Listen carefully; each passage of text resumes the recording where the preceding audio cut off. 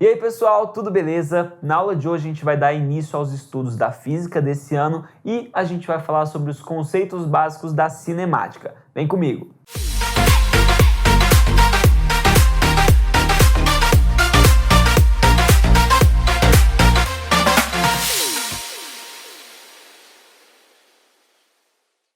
E aí pessoal, na aula de hoje eu trouxe um exercício sobre velocidade média, que aparentemente, a um primeiro olhar, parece ser muito simples, mas você vai ver que tem muita gente que faz confusão nesse exercício e eu quis trazer ele justamente para que você não tenha esse tipo de confusão na hora de fazer sua prova. Então o exercício diz o seguinte: um veículo vai do ponto A ao ponto B, distantes 300 km entre si. E aí ele pergunta qual é a velocidade média dele, sabendo-se que percorreu metade do caminho a 50 km por hora e a outra metade a 75 km por hora. O que muitos dos alunos fazem? Eles vão e pegam 50 mais 75 e divide por 2. E isso aqui tá errado, tá bom? Por quê? Porque a velocidade, ela leva em consideração a grandeza física do tempo e é inversamente proporcional a esse tempo. Então, como é que a gente resolve esse exercício da maneira correta? A gente vai, primeiro, é sempre bom ilustrar o desenho, tá? Então, a gente desenha o ponto A, a gente desenha o ponto B, e ele falou que a distância aqui entre os dois é de 300 quilômetros. E aí ele falou que na metade do caminho, até a metade do caminho, ele percorreu a 50 quilômetros por hora, certinho? E quanto que é a metade do caminho? Qual que é a distância da metade do caminho? Bom, se o caminho todo tem 300, metade vai ser 150 quilômetros, ok? E a outra metade também vai ser 150 quilômetros e ele percorreu a 75 km por hora. E aí você precisa entender o seguinte: a gente está falando de velocidade média. A velocidade média que ele quer é do trajeto inteiro. Então a gente vai ter que aplicar a fórmula de velocidade média, que é igual a distância sobre o tempo. Bom, velocidade média, que é o que a gente quer calcular, é a distância sobre o tempo.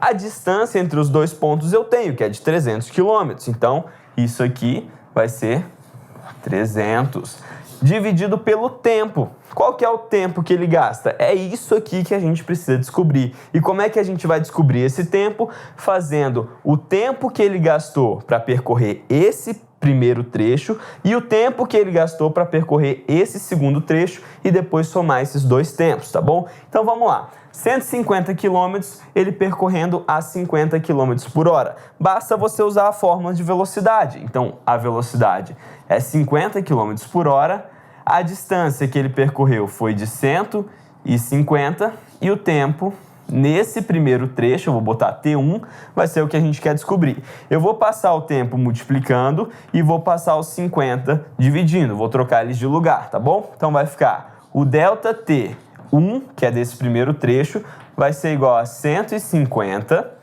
dividido por 50. Isso aqui é igual a 3. Então, nesse primeiro trecho, ele demorou 3 horas para percorrer essa distância. E no segundo trecho? Bom, é a mesma coisa. A velocidade agora foi de 75. Isso vai ser igual a distância, que é 150, dividido pelo tempo 2, tá? De novo, vou passar o tempo 2 multiplicando e o 75 dividindo. Então, o meu tempo 2 vai ser igual a 150 dividido por 75. Então, o meu tempo 2 é igual a 2 horas, tá bom? Pessoal, é sempre bom colocar as unidades de medida para você não se confundir naquela grandeza física. Então, aqui, nesse primeiro trecho aqui, ele percorreu em 3 horas.